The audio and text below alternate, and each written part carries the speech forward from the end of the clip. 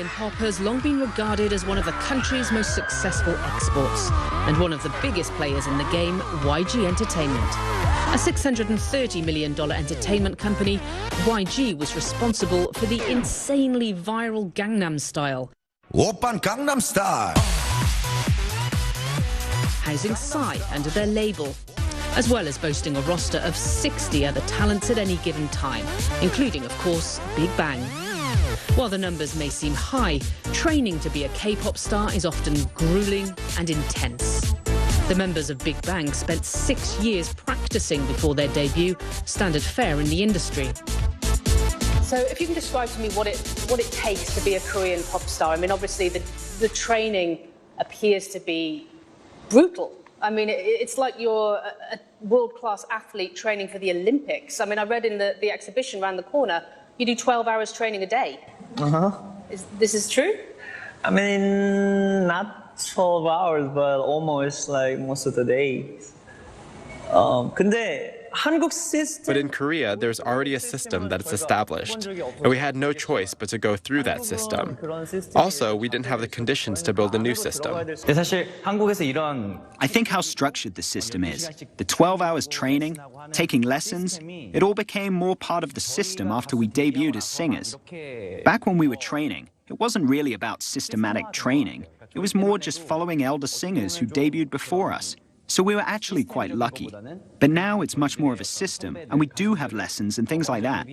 If you look at how many entertainment companies in Korea have trainees, and the training that is in place, in some ways, it does make me worry a bit that teaching has become mechanic, and I'm not sure if that helps. Taesung, for example, how did you feel when you started training? How intense was the training? 일단 좀 Firstly, it's quite harsh. But at some level, I think you have to have the fundamentals right in the beginning so you can focus on yourself and your feelings later and be really able to express that. So rather than trying to show your own character from the beginning, learn the basics first and eventually you can get to know what you're good at and what you like to do. It's a way to really show your colors. So even though I'm worried, I also think the system has a lot of advantages to it as well. But he was smiling all the time when you were like training. Like, I don't know why, but we're always like smiling. You can see how it's fitting that Daesung has been nicknamed the Smiling Angel, known to be the bubbly one. His biggest fan base might surprise you, Japan, where he recently wrapped up his solo tour.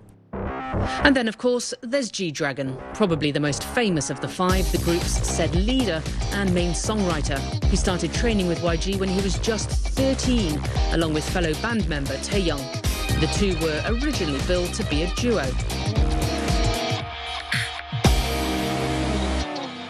That's young. You were kids. How did you cope with that kind of pressure and competition within this industry? I think we just enjoyed it. And back then, actually, before we could even think about our personal feelings, we just didn't have the time or room for it. Rather than viewing this as a competition, we're always busy just doing the lessons each day. We were just continuously looking forward. I also think it was all possible because we were young. We had much more confidence and bravery just to do it without knowing better. And because we wanted to do it so bad. I mean, it took a fair few years before YG signed off on Big Bang's debut back in 2006. I mean, did you have moments when you thought, this isn't going to happen? We have put so much into this. We have sacrificed so much. It's not going to happen. I won't say there weren't, because when we made our debut as trainees, we had to get through an audition show. Even by that time, G-Dragon and I had already been training for ages, but the head of YG told us that no matter how long we previously practiced, if we didn't do well during that audition, we would have to drop out. So yeah, there were thoughts of what if we get sent home without even being able to debut after training for so long. I mean, did you ever worry it's not going to happen? I barely made it through the TV audition, just at the end. So I think I practiced harder, feeling the competition going on. Big Bang came together through a TV series. YG trainees were put in the spotlight and asked to compete against each other for a coveted spot. For Seungri, it was a reality that almost didn't happen. In the end, though, he managed to clinch the last spot in the band. To get to this point, you have sacrificed a fair bit. I mean, do you ever wonder what would have been? I mean, do you ever have regrets that you didn't have much of a childhood or teenager years? You were part of YG, you never hung out with your friends, you never hung out down the park, you never rebelled?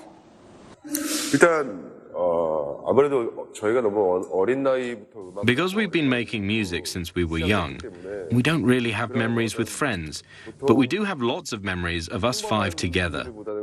Because of that, because the five of us have been together, even if we don't have memories with childhood friends, remembering the memories that we've made together makes us happier.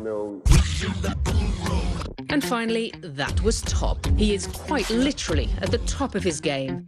The oldest member of the group with the most diverse portfolio, a solo rapper, an art connoisseur, and a collector of chairs.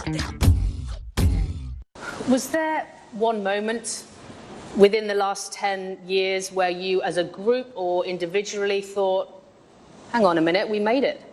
Look at this, we made it. Well, every time there's a new album, it's rewarding. What we're always worried about is what's next. So, for example, we put a lot of thought into the made singles, and even though the reaction was good after the initial release and it received a lot of love, we were actually thinking about the collective made album for the future. So you released 8 singles last year. Bang Bang Bang is one of your most popular. Bang, bang, bang. And the South Korean government actually used it to blast across the DMZ as part of their propaganda broadcasts.